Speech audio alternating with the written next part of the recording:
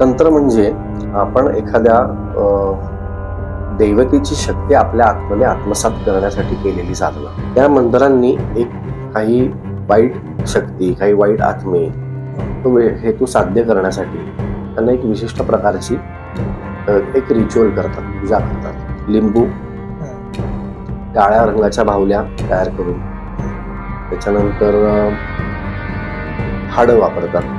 ताजी म्हणजे एक नुकतंच एक प्रेत जळून झालाय स्मशानामध्ये, तर त्याची हाडं वापरतात कुठली पण अमावस्या पौर्णिमेला केलेल्या तंत्रक्रिया जास्त प्रमाणात शक्तिशाली होतात. रात्री 12 वाजता हे या गोष्टी करायला ही लोक सुरुवात करतात. 12 ते पहाटे 3 अशी सगळी प्रक्रिया चालते. त्याच्यात हाडं, लिंबू, नारळ, बाहुल्या, काही प्रमाणामध्ये त्या लिंबांना टाचण्या लावणे, तर ही जी आहे ही त्यांच्या गुरूंकडनं त्यांना काय काय शिकायला मिळाले, असे वेगवेगळे प्रकार पाहायला मिळतात.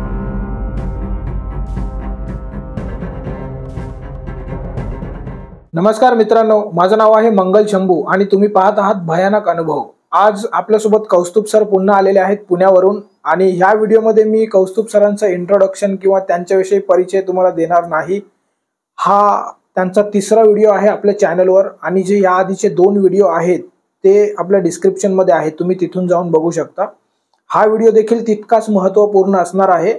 आजच्या व्हिडिओमध्ये आज आपण फक्त आणि फक्त तंत्र क्रिया, तंत्र साधना, तंत्र नेमकं काय, ह्या गोष्टी कुठून निर्माण झाल्या, कोणी, संपूर्ण तंत्र प्रकरण आज आपण कौस्तुभ सरांसोबत चर्चेमध्ये घेणार आहोत. तुमचे खूप सारे कमेंट्स होते, आम्ही ते सर्व कमेंट्स तुम्हाला स्क्रीनवर दाखवू. इतके सर्व कमेंट्स तुम्ही तंत्र याविषयी आधी टाकले होते, परंतु तेव्हा आम्ही हा व्हिडिओ आणला नव्हता. आज आपल्यासोबत कौस्तुभ सर बसलेले आहेत, त्या योगाने मी ते जुने कमेंट्स चाळून त्या लोकांची डिमांड बघून पुन्हा एकदा हा व्हिडिओ घेतोय तंत्र या विषयावर. नमस्कार सर. नमस्कार. कसे आहेत सर आपण? मी छान, तुम्ही कसे आहात? मी व्यवस्थित. पुन्हा एकदा भेटून आनंद झाला. तर कौस्तुभ सर, सरळ मी मुद्द्यावर येतो आता, की आपण जसं म्हणतो तंत्र साधना किंवा तंत्र, किंवा अजून एक शब्द आहे तांत्रिक, तंत्र तांत्रिक, तंत्र तांत्रिक. म्हणजे तांत्रिक म्हणजे आपण असं समजूया का की एक व्यक्ती जो तंत्राचं काहीतरी करतोय, मग त्याला आपण तांत्रिक म्हणालो. मला जाणून घ्यायचं की तंत्र म्हणजे नेमकं काय? बरं, तंत्र म्हणजे आपण एखाद्या दैवतेची शक्ती आपल्या आतमध्ये आत्मसात करण्यासाठी केलेली साधना. मग ती काळभैरवाची असेल, महाकालीची असेल, दशमहाविद्यांपैकी कोणाची असेल, तर ती साधना ज्या प्रकारे केली जाते त्याचे 2 मुख्य प्रकार आपल्याकडे भारतामध्ये प्रचलित आहेत. एक म्हणजे दक्षिणाचार पद्धत आणि एक म्हणजे वामाचार पद्धत. तर सोप्या भाषेत सांगतो, दक्षिणाचार म्हणजे सात्विक पद्धतीने आपण जशी पूजा अर्चा करतो, पेढे, मिठाई, नारळ, बर्फी, वस्त्रदान, अशा प्रकारचे वस्तू वापरून, साहित्य वापरून, हार, फुलं, अशा प्रकारे केलेली उपासना, तंत्र साधना, ही सात्विक त्याला दक्षिणाचार म्हणतो. आणि वामाचार पद्धत जी आहे ही थोडी अघोरी, थोडी नाही अघोरीच, अघोरी पद्धत. तर वामाचार म्हणजे, वाम म्हणजे डावा, वामाचार पद्धत म्हणजे डावी पद्धत. म्हणजे बऱ्याच ठिकाणी डावी पद्धत असा उच्चार आपल्या इथे ऐकायला मिळतो. तर वामाचार मध्ये काय असतं की 5 प्रकारचे आहेत, म्हणजे मकार आहेत 5 प्रकारचे. तर ते आहेत मांस, मद्य, मच्छी, मुद्रा आणि मैथुन. या 5 गोष्टींचा वापर करून एखादी शक्ती आत्मसात करणे. ह्या 5 गोष्टी आपण थोडं अजून खोलून बोलूया. मांस म्हणजे मला कळालं मटन, चिकन, मटन, चिकन म्हणजे मांस. हो. दुसरं काय म्हणाल? मद्य म्हणजे दारू, बियर, वाईन, हे सर्व दारू. तिसरं काय म्हणाल? मासे. मच्छी म्हणजे पुन्हा मासे, अच्छा, नॉन व्हेज. चौथं मुद्रा. आपल्या हाताच्या काही मुद्रा असतात. काही मुद्रा एक शास्त्र आहे अख्खं, जे तंत्र साधनेमध्ये वापरलं जातं. तर मॅक्सिमम गुवाहाटी, आसाम आणि बंगाल या साईडच्या तांत्रिकांकडे मुद्रा विषय जास्त आहे. मुद्रा विषय जास्त म्हणजे हाताच्या एक वेगवेगळ्या विशिष्ट पद्धतीने केलेल्या मुद्रा असतात. जसं आपण ते सॉरी मी डिस्टर्ब केलं. नाही बोला. मला प्रश्नच एवढे पडले. आता मुद्रा हा विषय काढलाय तर आता जसं आपल्याला 2-3 मुद्रा फार प्रचलित आहेत की आपण ध्यान करायला बसतो किंवा अशी एक मुद्रा करतो आपण, अशी मुद्रा घेऊन बसतो. बरोबर. म्हणजे ही एक मुद्रा आहे. ही मुद्रा आहे. मग अशा वेगवेगळ्या मुद्रांचा वापर करून तंत्र करतात ते. तंत्र साधना करतात. तंत्र साधना. एखादी शक्ती आत्मसात करण्यासाठी किंवा एखादा मंत्र सिद्ध करण्यासाठी. की तो मंत्र सिद्ध झाला की मग हवं त्या गोष्टी त्या मंत्राच्या द्वारे आपल्याला करता येतात. त्याच्यासाठी मुद्रा हा गुरूंकडून शिकावा लागतो विषय. आणि पाचवं आहे मैथुन. मैथुन म्हणजे प्रॉपर वीर्य. आणि याच्यामध्ये अजून स्त्रियांचा मासिक धर्माचं जे रक्त येतं ते पण वापरलं जातं. त्यामुळे ह्या वामाचार पद्धत ही जरा अत्यंत वाईट, अत्यंत तात्काळ तुम्हाला अनुभव देणारी आणि इमिजिएट त्याचा म्हणजे लगेच तीव्रता त्याची वाढवून टाकणारी आणि परिणाम करणारी असते. त्यामुळे करणी बाधा करणाऱ्या 99% तांत्रिक हे वामाचार पद्धतीचेच तांत्रिक असतात. म्हणून त्यांना ती जास्त लवकर त्याचा परिणाम साधता येतो. तर ही जी साधना करतात त्यांना आपण तांत्रिक म्हणूया. पण तांत्रिक म्हटल्यानंतर तो फक्त भगव्या वेशातच असला पाहिजे असं काही नाही. आता आपल्या डेली रुटीनमध्ये, आपल्या दैनंदिन जीवनामध्ये आपण उदबत्ती लावून नमस्कार करतो, हे सुद्धा तंत्र झालं. दिवा लावतो हे सुद्धा तंत्र झालं. का? कारण याज्ञिक पद्धतीमध्ये म्हणजे जसं वेदांमध्ये देवाचं आवाहन करण्याची जी पूर्ण पद्धत सांगितली ती आज कोणालाही शक्य नाही. मग त्याच्यात यज्ञ आहेत, त्याच्यात सहस्त्र भोजन आहेत, वेगवेगळे उपचार आहेत. त्यामुळे नुसती देवाला उदबत्ती लावणी हे सुद्धा तंत्रच झालं. तर तांत्रिक मूळ हेतू त्याचा काय की एखाद्या शक्तीला आपल्या हृदयामध्ये स्थानापन्न करून मंत्र सिद्ध करून आणि त्या मंत्रांद्वारे इतर कामं करणे म्हणजे तंत्र साधना. तो जे करतो त्याला तांत्रिक म्हणतात. अच्छा. जे तांत्रिक आणि अघोरी हे दोन वेगळे व्यक्ती आहेत की दोन्ही एकच आहेत? नाही, तांत्रिक अघोरी हे सुद्धा तांत्रिकच आहे. पण अघोरी हा विषय अजून खोल कुठे आहे की त्यांची जी साधना करण्याची पद्धत आहे ती अत्यंत क्लेशदायी, विक्षिप्त.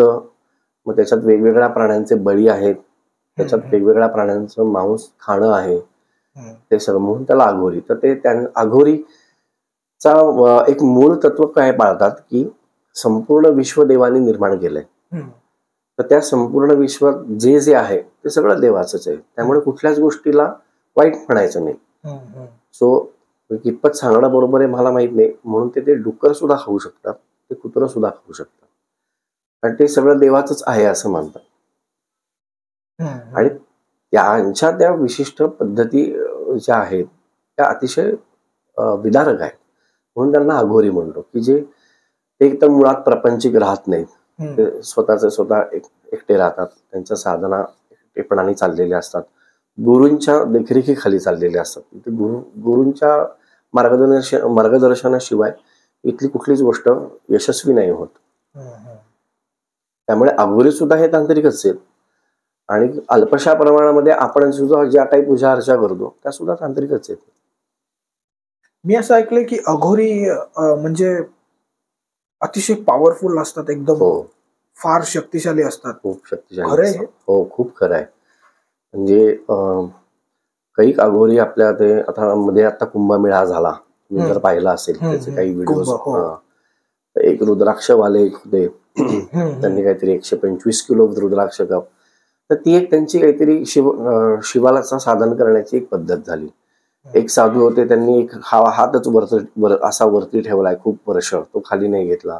ती त्यांची एक अघोरी. जे दैनंदिन जीवनात करण्यासारखं नाहीये ते अघोरी. इथे ना म्हणजे मित्रांनो आणि प्रेक्षकांनो, मला नेहमी इथे दोन गोष्टींचा द्वंद्व निर्माण होतच होतो. आता जसं मगाशी आपण एक उदाहरण घेतले की एक अघोरी व्यक्ती होते, त्यांनी त्यांचा हात असा कितीतरी वर्षानुवर्ष वर ठेवला तसा. मला त्याबद्दल चांगलं आठवतंय. तर आपण त्यांना म्हणतोय की ते एक साधना करतायत. परंतु त्यांचंच मी एक आर्टिकल वाचलं, आता जसे पाश्चात्य देशातले लोक भारतामध्ये फिरायला येतात, ते ह्या सर्व गोष्टी पाहतात, त्यांना उत्सुकता येते, ते अभ्यास करतात आणि तिकडे जाऊन त्यांना मानसिक आजार झालाय असं घोषित करतात किंवा त्यांच्या रिसर्च पेपर्समध्ये ऑनलाईन अवेलेबल असतात. आणि आपण त्यांना वैज्ञानिक म्हणून किंवा एक सायंटिस्ट म्हणून किंवा सायन्स म्हणून आपण त्यांच्यावर डोळे बंद करून विश्वास ठेवतो. आता मला असं म्हणायचं की जर तो व्यक्ती त्याचं संपूर्ण आयुष्य असा वर हात करून थांबलाय तर त्यापासून त्याला काहीतरी साध्य झालं असावंच. 100%. मग विज्ञानाच्या नजरेत हे नाही येते का अजून पण? विज्ञानाच्या नजरेत नाही येत आहे आणि विज्ञान त्याला मानायलाही तयार नाही, कारण तोच मुद्दा की तो अनुभव फार वैयक्तिक आहे. आता त्या साधूंनी आपल्याला काहीतरी आशीर्वाद दिला तरच आपल्याला त्याचा काहीतरी अनुभव येईल, तोपर्यंत आपण त्रयस्थ पद्धतीनेच बघणार. मग आपणही म्हणू शकतो की नुसता हात वर ठेवून काय ही साधना केली आहे, यू नेवर नो की त्यांची काय तपश्चर्या आहे त्याच्या मागे. त्यामुळे विज्ञानाला विज्ञान नाहीच मांडणार आहे, कारण तो अनुभव ना जगजाहीर नाही होत.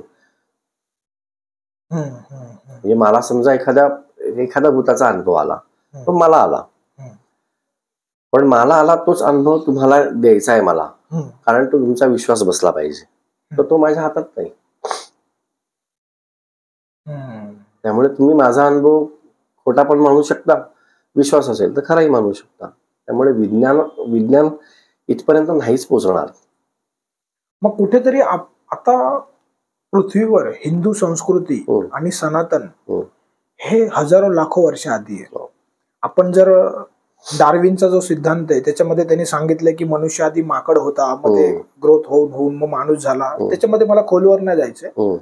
ती जी प्रोसेस डार्विननी सांगितली की आपण आधी माकड होतो, मग ते त्यांनी जर वर्ष जर मोजायचे तर ते आताचेच वर्ष आहेत म्हणावं.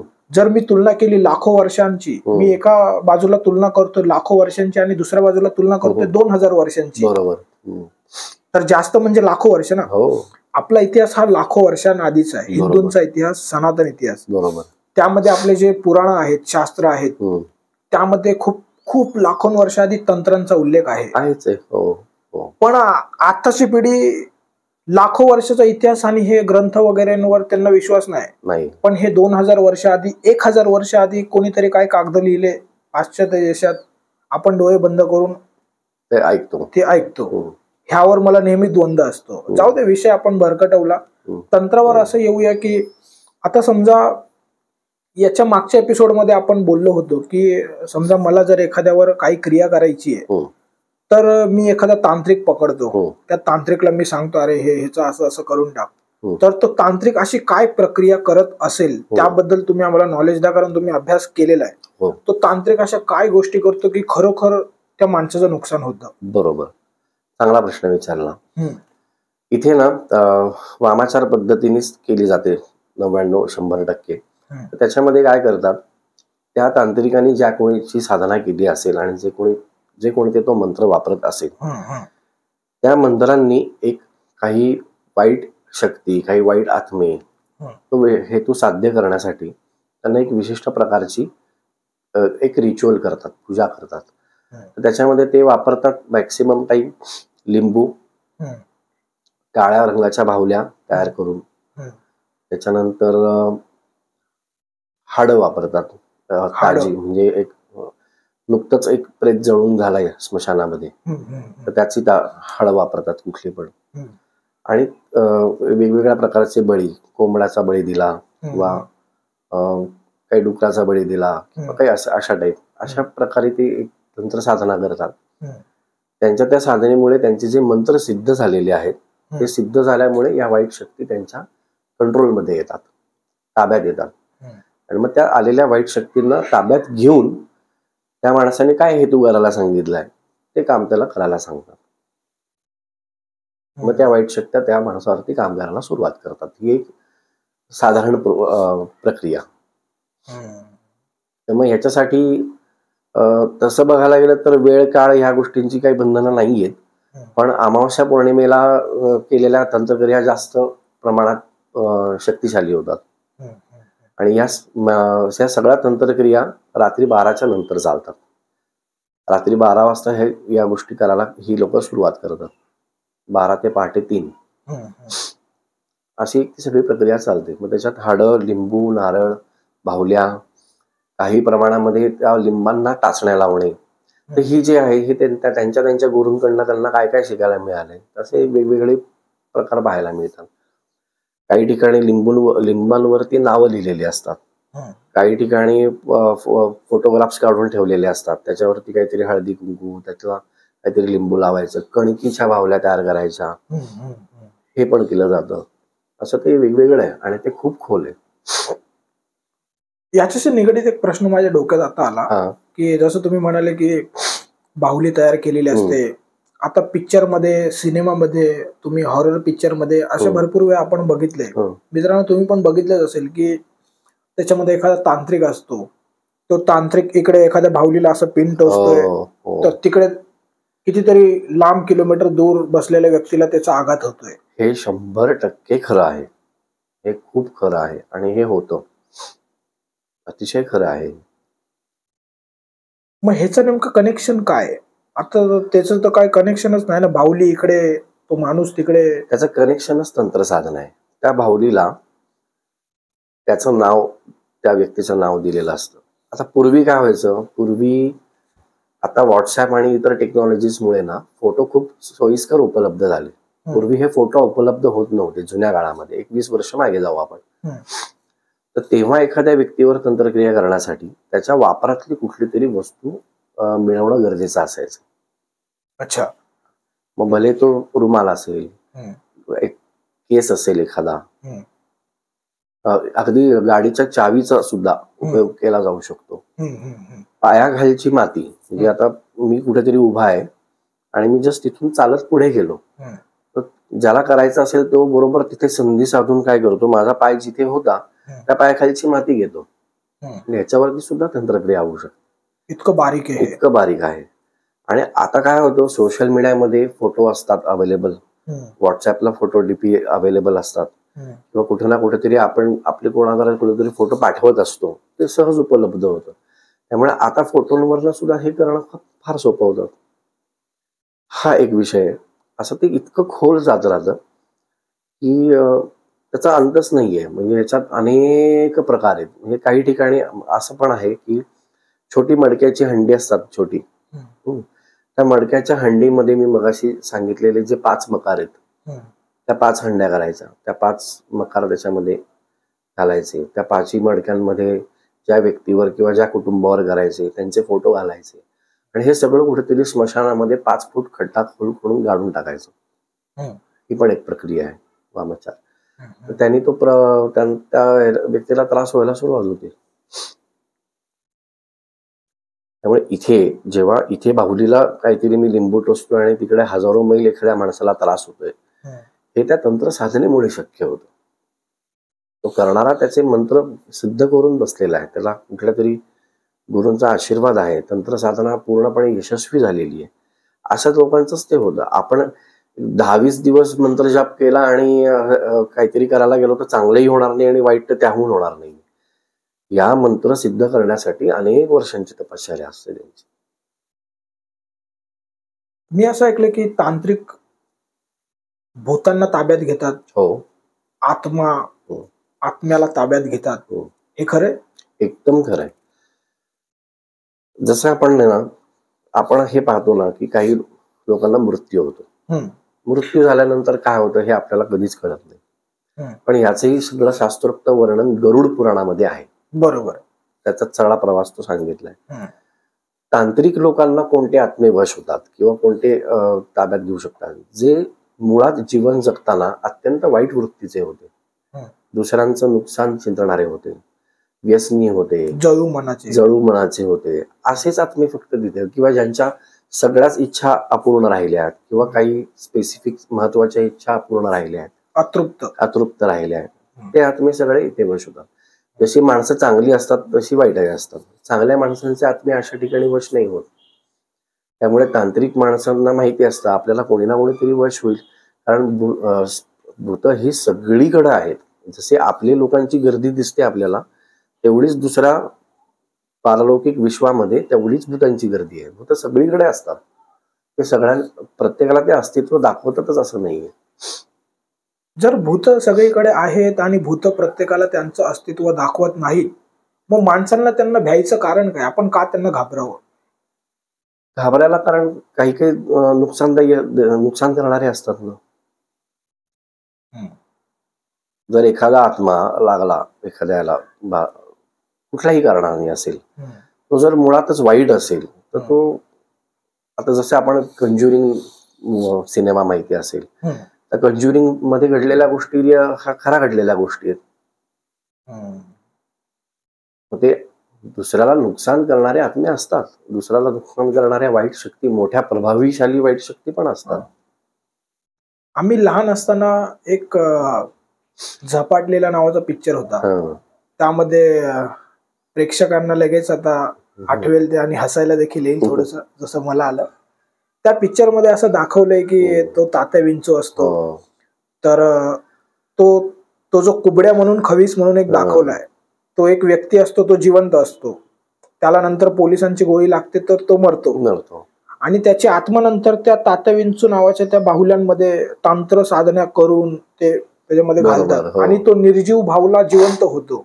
बरोबर. मग हे पण कुठून तरी इन्स्पिरेशन घेऊन बनवलंय, तर हे सत्य असावं? हे सत्य आहे. ते त्या सिनेमामध्ये जरा थोडंसं फनीली दाखवलंय, पण हे सत्य आहे. कारण आपल्या इथे नाही, पण आपल्या इथे असूही शकतात.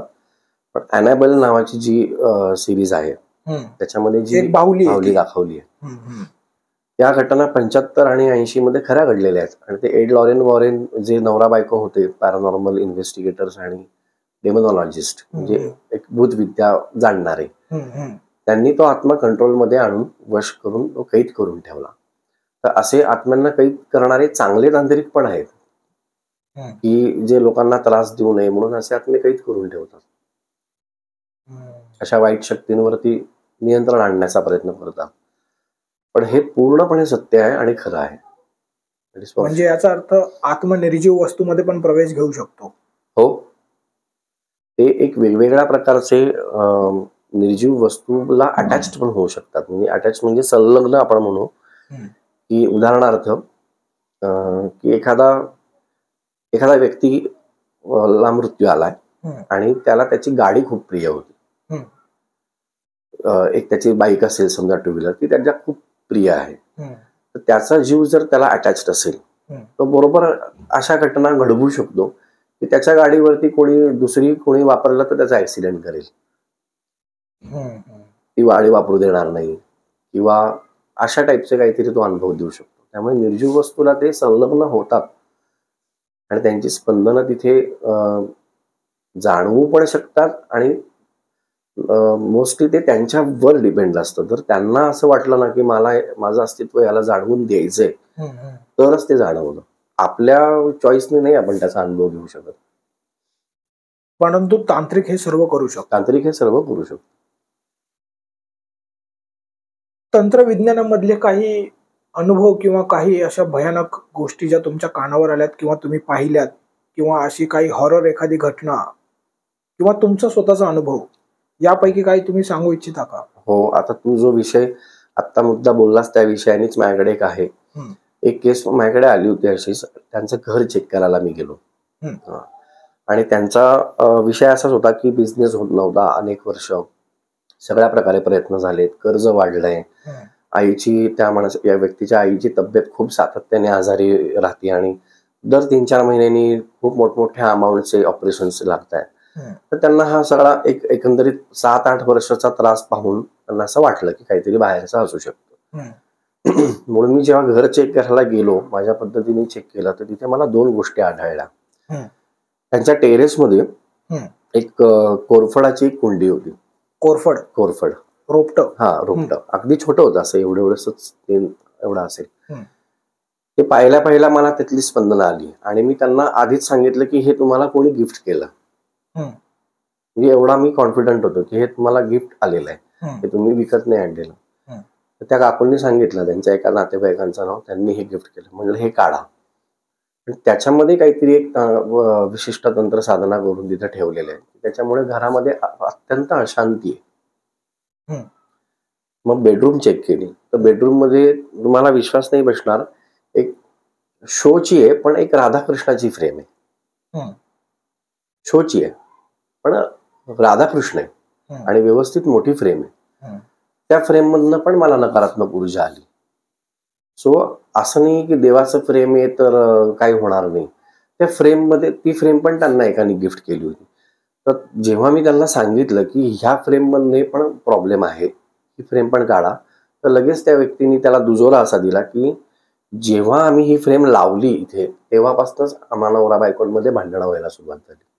हे आम्हाला नोटीस झालंय. म्हणजे ऑब्जेक्ट निर्जीव वस्तू. तर अशा कुठल्या तरी वस्तू मंत्रून कोणाजवळ तरी असा दिल्या तर काही हेतू तिथे पूर्ण होतात तंत्रसाधनेतले. आणि विशेषतः या अशा वस्तूंना गिफ्ट स्वरूपातच येतात.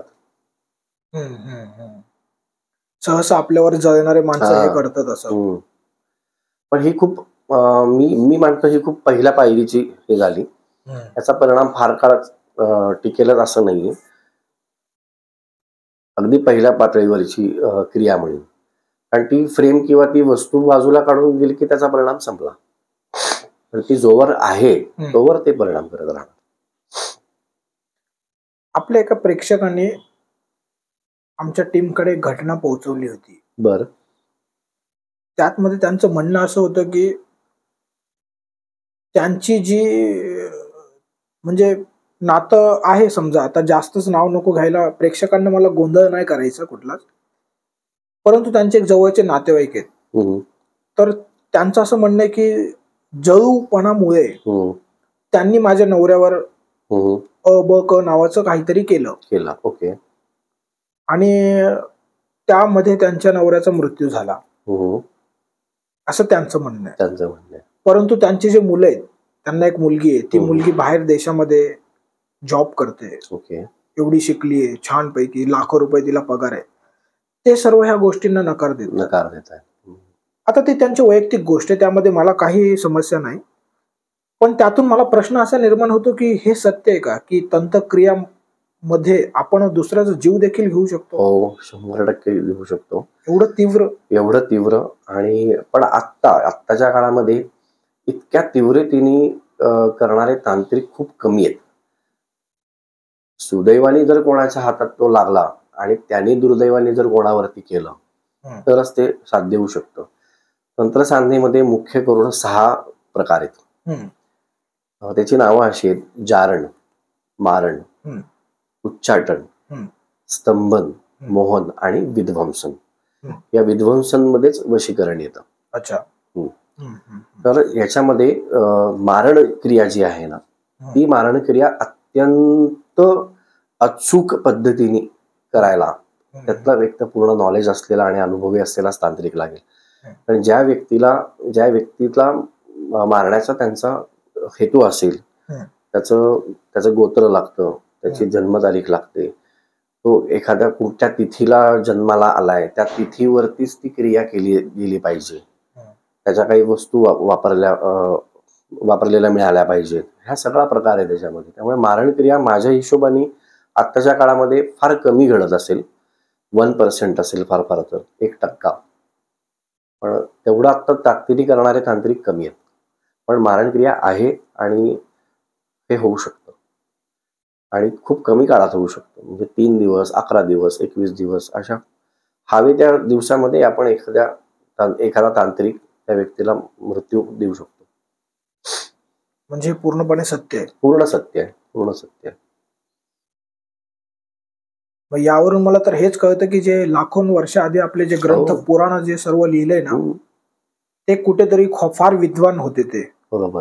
त्यामुळे आपल्याला हा गर्व असायला हवा की आपण बाहेर देशांचे जे गोष्टी ऐकतो, विज्ञान करून तिथे थोडं लक्ष देण्यापेक्षा थोडं इथे पण लक्ष द्या की आपले पण साहित्य हजारो लाखो वर्ष आधीचेच आहेत. ते पण ते विद्वानच आहेत ना, ते नष्ट होत आलेत आता.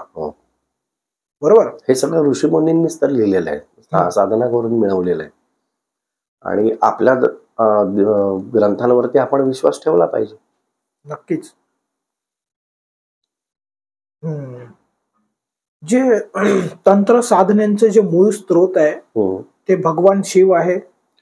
हो, भगवान शिव. भगवान शिव महादेव जे देवांचे देव आहेत, देवांचे देव, त्यांपासूनच हे सर्व निर्माण झाले. हो, त्यांच्यापासून निर्माण झालंय. आणि मूळ त्याचा हेतू दुसऱ्याचा वाईट करण्यासाठीचा नाहीये. देवाचा हेतू असा वाईट करण्याचा जरी कसा असेल तो आपण दुरुपयोग करतो. मूळ तंत्र साधनेचं उद्दिष्ट हे आहे की मी तंत्र साधनेचा सदुपयोग करून, चांगला वापर करून तुम्ही काय काय करू शकता. तुम्हाला काही अडचण आली असेल तर त्याच्यासाठी मदत मागू शकता. देवदेवतांशी संवाद साधण्यासाठी त्याचा उपयोग करू शकता. स्वतःच्या उद्धारासाठी त्याचा उपयोग करू शकता. स्वतःचं आत्मपरिवर्तन करण्यासाठी करू शकता. किंवा एखादा प्रसंग आहे की मला निर्णय घेता येत नाहीये, मला कोणाचा कुठल्या तरी दैवी शक्तीचा सल्ला हवाय, तर तो सल्ला तुम्ही तंत्र साधनेद्वारा घेऊ शकता. त्यामुळे मूळ भगवान शिवच आहेत, पण त्यांचा हेतू कधीच वाईट नाहीये. आपण लोकांनी तो हेतू तसा वाईट करून त्याचा दुरुपयोग केला आणि त्याला तांत्रिक का म्हणावं, कारण तंत्र साधनेने एक ऊर्जा तयार होणार आहे. ती ऊर्जा चांगलं काम करते का वाईट काम करते हे त्या ऊर्जेला घेणं देणं नाही. उदाहरणार्थ अग्नी ही एक ऊर्जा आहे. किचन मध्ये आपण जो शेगडीवरती अग्नी करतो त्याचा वापर वेगळा, चितेवरती प्रेत जाळण्यासाठी करतो त्याचा वापर वेगळा. दोन्हीकडे अग्नीच आहे. तर त्या अग्नीला मी काय संकल्प देतोय, मी हेतू देतोय की मला किचन मध्ये स्वयंपाक करण्यासाठी लागणारा अग्नी हवाय, मग तो शेगडी फॉर्म मध्ये आला. चितेवरती प्रेत जाळण्यासाठी मला वेगळ्या प्रकारे त्याची तयारी करावी लागते. सो ऊर्जा काय करते की ऊर्जा तुमचा हेतू काय, तो चांगला आहे का वाईट आहे हे बघत नाही, म्हणून त्याला तांत्रिक म्हणतात. एखादा मंत्र सिद्ध केला तो मला एखाद्याचं नुकसान करण्यासाठी पण वापरता येणार आहे आणि एखाद्याचं कल्याण करण्यासाठी पण वापरता येणार आहे. तो वापर आपल्यावर ठरतो आणि भगवान शिवांचा त्याच्या मागचा हेतू हा आहे की तुम्ही याचा दुरुपयोग नाही केला पाहिजे, स्वतःच्या उन्नतीसाठी केला पाहिजे. मुळात प्रश्नांची लिस्ट माझ्याकडे एवढी लांब आहे की हा पॉडकास्ट 10-12 तास कंटिन्यू चालेल. अगदीच. पण वेळेची मर्यादा पाहता हा एपिसोड मी सध्या इथेच थांबवतोय. तरी देखील एपिसोड बंद करण्याआधी तुम्हाला तंत्र ह्या विषयावर विशिष्ट प्रकारे आपल्या दैनंदिन जीवनात किंवा एक सामाजिक दृष्ट्या जरी बघितलं की 2 गोष्टी ज्ञानाच्या हसत खेळत जर काही सांगायचे असतील तर त्या तुम्ही सांगू शकता. हो, तंत्र साधना गुरूंच्या मार्गदर्शनाखालीच व्हायला पाहिजे. ते स्वतः कधीही करू नये. कुठलाही मंत्र रॅन्डमली घेऊन स्वतः ठरवून करू नये. ती गुरूंच्याकडनंच आली पाहिजे. गुरु मंत्र आला पाहिजे आणि गुरूंच्या मार्गदर्शनाखाली झाली पाहिजे. दुसरा, त्याचा वापर करण्याचा हेतू तुमचा चांगला पाहिजे, लोक कल्याणासाठीचा पाहिजे आणि स्वतःच्या उन्नतीत कार्यासाठी केलं तरी चालणार आहे.